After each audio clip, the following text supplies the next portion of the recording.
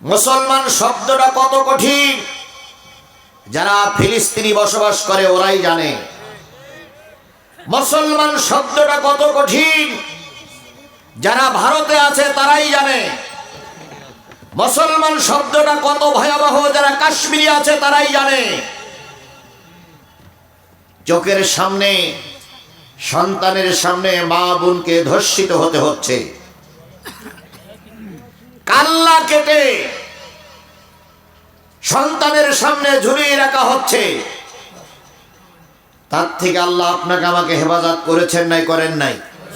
এই কথা বলেন, করেছে কি করেন নাই? তাহলে যে আল্লাহ পাক এত দয়া করে মায়া করে অনুগ্রহ করে এই রহমতটুকু দান করলেন, সেই আল্লাহর শুকরিয়াটা আসতে না জোরে? সবাই মিলে বলছে আলহামদুলিল্লাহ। আরেকটু জোরে বলুন তো আলহামদুলিল্লাহ। ও মুসলমান, একটা কথা আছে, ভাবিয়া করিবেন কাজ করিয়া ভাবিবেন না। কথাটা কিন্তু এমনি এমনি হয়নি। আপনি মুসলমান, আপনার মুসলমানিত্ব যদি বজায় রাখতে চান, আগামীতে সিদ্ধান্ত নিতে হবে আপনি কোরআনের পক্ষে না কোরআনের বিপক্ষে।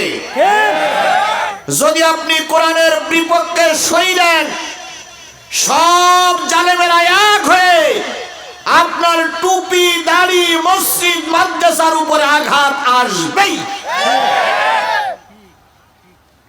এখন সিদ্ধান্ত কি আমি একা নেব না আপনাদেরও নিতে হবে?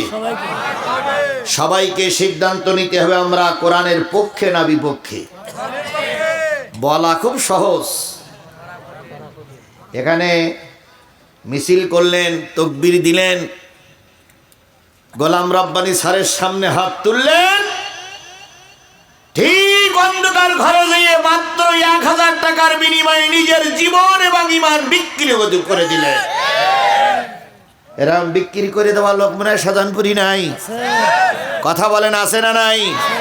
এখানেই আছে, এই জায়গায় বসে আছে।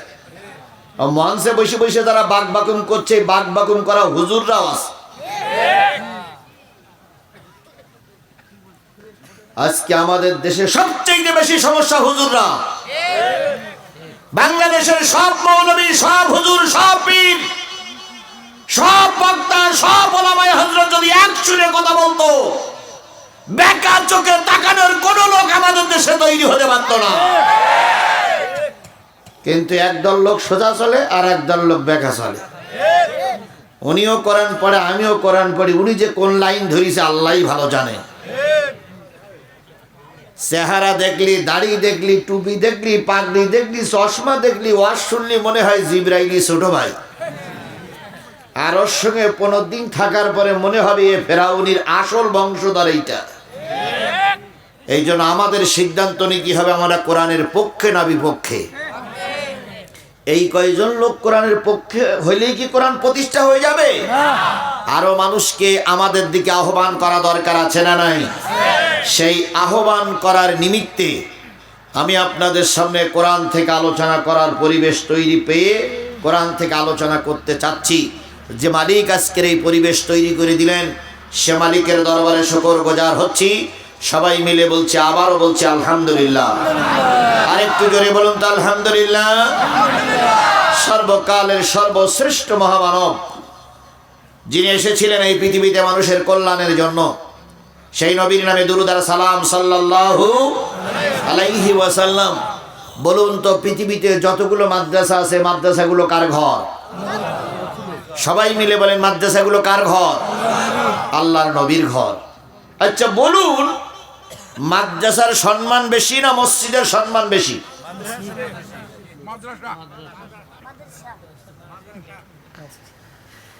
মাদ্রাসার সম্মান বেশি। আচ্ছা বলুন তো, বাংলাদেশে প্রধানমন্ত্রীর বাড়িটার দাম বেশি না আজিজুল ইসলামের বাড়িটার দাম বেশি?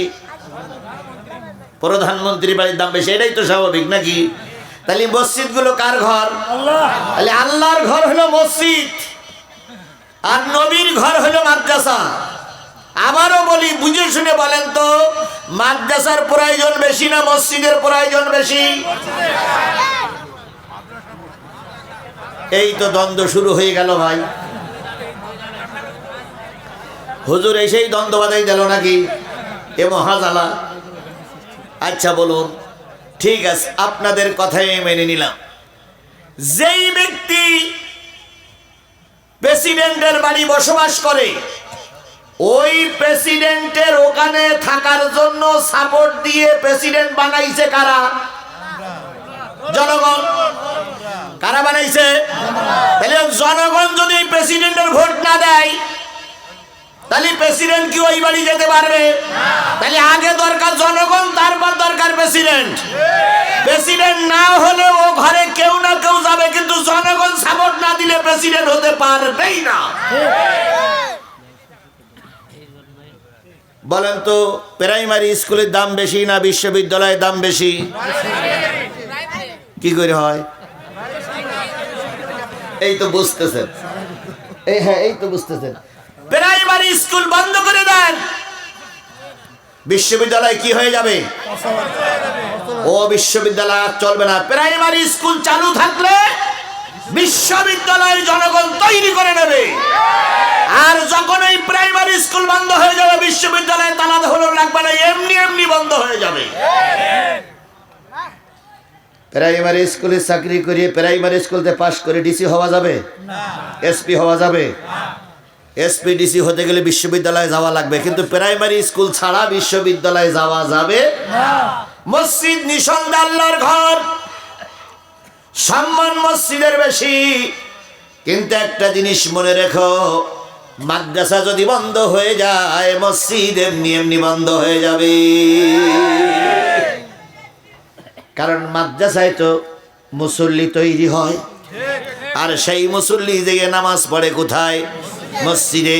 এখন মাদ্রাসা বন্ধ করে দেন, মুসল্লি তালা ঝুলুনি লাগবে না, এমনি এমনি বন্ধ হয়ে যাবে। ভারতে শিক্ষা নাই, অনেক মসজিদ ক্লাব হয়ে গেছে, অনেক মসজিদে তালা ঝুলছে। যদি শিক্ষা চালু থাকতো, মসজিদগুলো তালা ঝুলতো না। তাহলে আপনারা কি বাংলাদেশের মসজিদগুলো তালা ঝুলুক এটা কি চান? মসজিদগুলো চালু থাকে এটা কি চান? যদি মসজিদগুলো চালু রাখতে চান, মাদ্রাসা চালু থাকা লাগবে। মাদ্রাসা বন্ধ তা মসজিদ বন্ধ। মুরব্বী হুজুর বসে আছে, বড় হুজুর বসে আছে, হুজুর বসে আছে, আমি বসে আছি। আচ্ছা বলেন তো, মাদ্রাসায় না পড়িয়ে নারা হুজুর হতে পারিছে? বলুক দিন বুকে হাত দিয়েছে, হুজুর আমি মাদ্রাসা যাইনি, বড় হুজুর। ওর জীবনে কেউ চৌকিদার ওর পিছনে নামাজ পড়বে না। তাহলে মাদ্রাসায় পড়া লেগেছে না লাগেনি? তাহলে মাদ্রাসায় আপনিও আমিও পড়েছি, হুজুররাও পড়েছে, আপনাদের ছাত্ররাও পড়তেছে। বিশ্বাস করো, খোদার কসম, আল্লাহর কসম, কোরআন বুকে নিয়ে বলতেছি, মাদ্রাসা বন্ধ করে দেন, মসজিদ বন্ধ হয়ে যাবে। এখন আপনাদের কাছে বলতে চাই, সাবগ্রাম মাদ্রাসাটা কি সাবগাড়ি মাদ্রাসাটা চালু থাকে নাকি আপনারা চান? চান? সবাই চান? যদি চান তাহলে দুটো কাজ করবেন, ছাত্র দেবেন। এক নম্বর কি দেবেন? ছাত্র দেবেন। ছাত্র দিলে মাদ্রাসা চালু থাকবে। দুই নম্বর, কিছু অর্থ দিবেন, মাদ্রাসা চালু থাকবে। অর্থ আছে, জমি আছে, টাকা আছে, শিক্ষক আছে, ছাত্র নাই,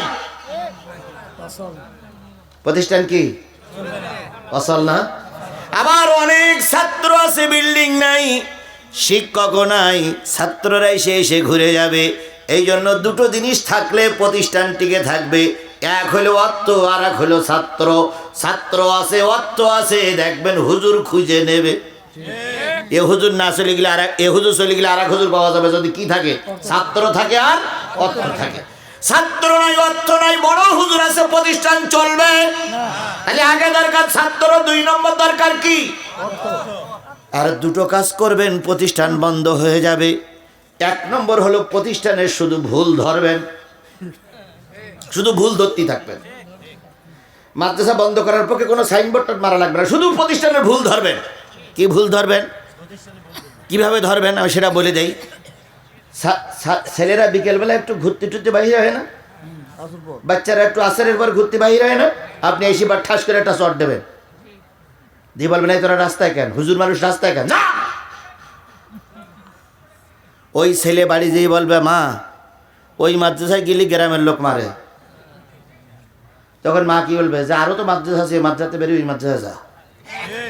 এক চরে মাদ্রাসা বন্ধ। এটা হলো প্রতিষ্ঠানের কি ধরা? ভুল ধরা। আর হুজুররা যখন ছাত্র ছাত্রী নিয়ে যখন গ্রামে বাইরের লোক আসবে তখন বলবেন যে মাদ্রাসা দিও না, এটা একটা ফাইলতু মাদ্রাসা, এখানে লেখাপড়া কিছুই হয় না। হুজুরাও গল্প করে, ছাত্ররাও গল্প করে। ওই শিক্ষক রিক্সাতে নেমে ভ্যানে উঠে চলে যাবে, ওই ছাত্র রিক্সাতে নামে নেমে এই কথা শুনে কিছুই চলে যাবে, ভ্যানে উঠে চলে যাবে। তাহলে প্রতিষ্ঠান বন্ধ করতে গেলে ভুল ধরবেন, ঝগড়া করবেন। আর 2 নম্বর, পৃথিবীর যত লোক টাকা দান করুক না কেন, আমি সাপগাড়ির লোক 1 টাকাও দান করব না। আর কেউ দান করতে গেলে বলবো দোকানে দিস নে, সব হবে না। এই দুটো কাজ করলেই প্রতিষ্ঠান বন্ধ হয়ে যাবে।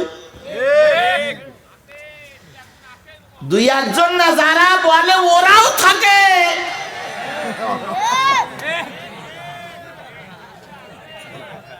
আল্লাহ আপনাদের সহায় হোক।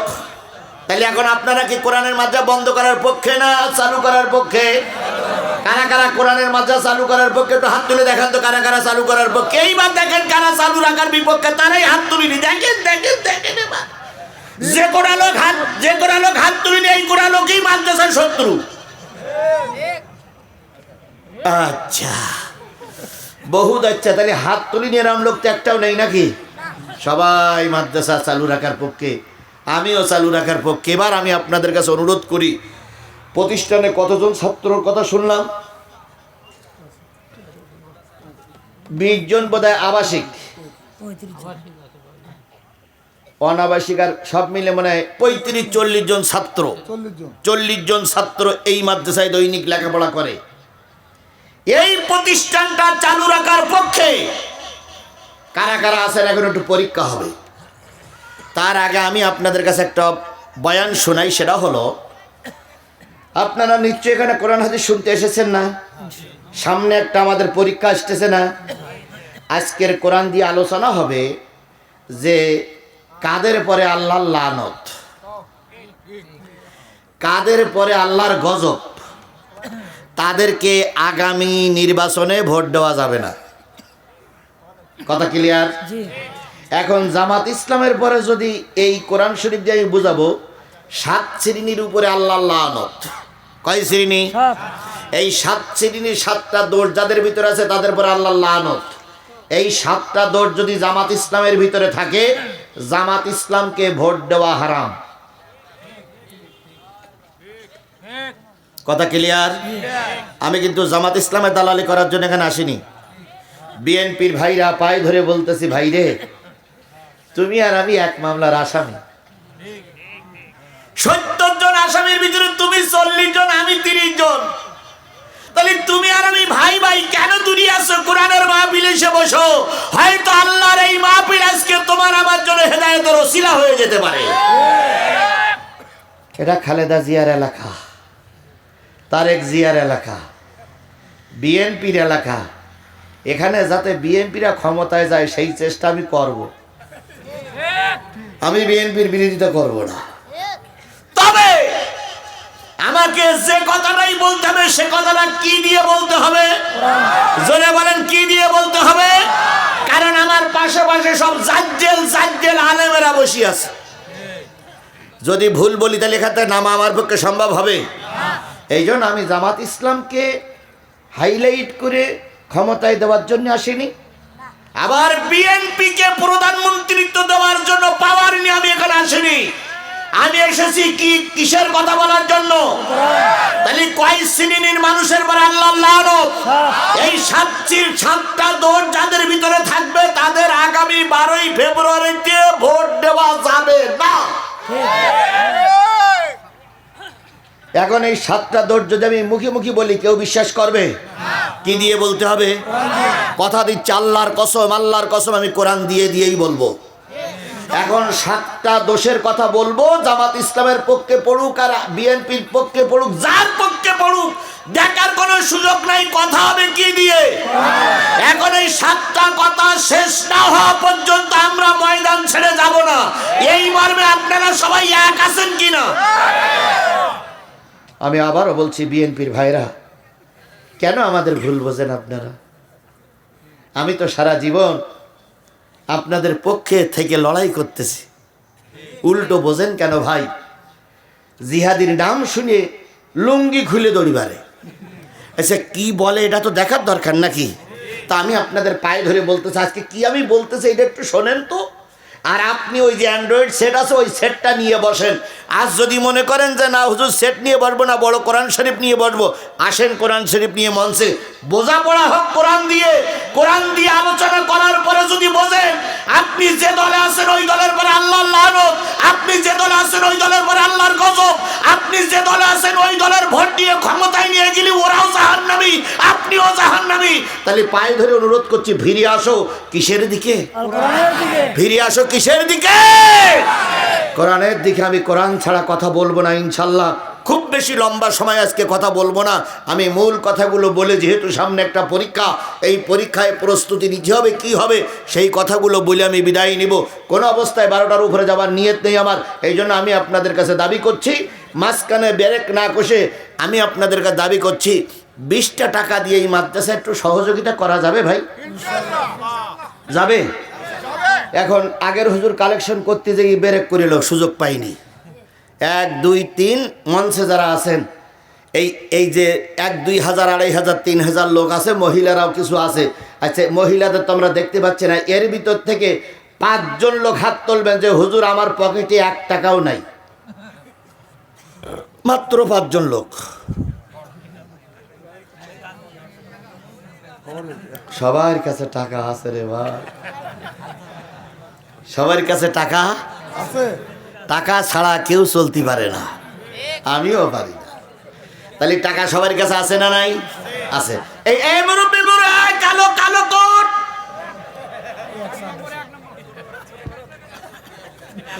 ও ভাই আপনার টাকা দেওয়া লাগবে না ভাই?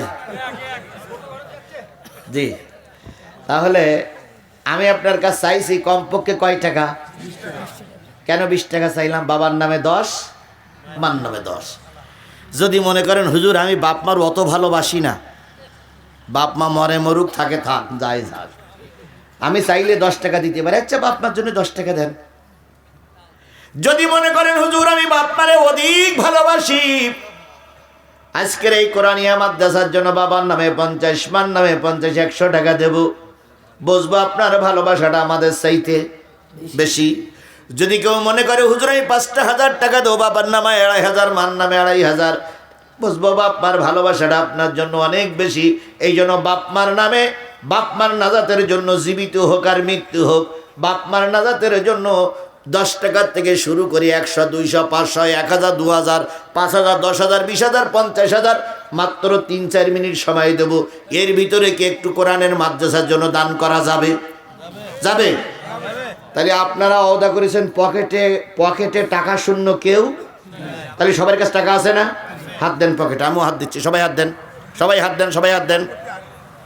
যেহেতু আপনারা আগে ওয়াদা করেছেন টাকা নেই, তাহলে হাত দেবেন না কেন? আপনারা বলেছেন টাকা আছে, তাহলে টাকা থেকে আপনি স্বীকার করেছেন আপনার অর্থ আছে। এখন যদি আপনি না দেন তাহলে বোঝা গেল আপনি মিথ্যুক, আপনি প্রতারক, আপনি ধান্দাবাজ, আপনি নিশ্চয়ই প্রতারক। আগে হাত তোলেননি কেন? এখন হাত যখন তোলেনি পকেটে হাত ঢুকুনেই লাগবে। আগে হাত তুলে ঝামেলা মরে যেত। আচ্ছা এইবার ভাই যদি মনে করেন যে আমার 10 টাকা দেবো না, 5 টাকা দেন, 5 টাকা না দিতে পারলে 2 টাকা দেন। ভাই যে টাকাটা দোকানে চলিনি, চা খাত গেলেন তা নেইনি, ওই টাকাটাই দেন, ওইটাই দেন, তবুও মাহরুম হবেন না। কথা ক্লিয়ার? ওখানে রাখেন। আচ্ছা আচ্ছা, আমি গামছা দেবো, আমি নিজে যাবো, আমি একটু চিন্তা ভাবনা করি, আপনারা বুঝলি তো হবে না।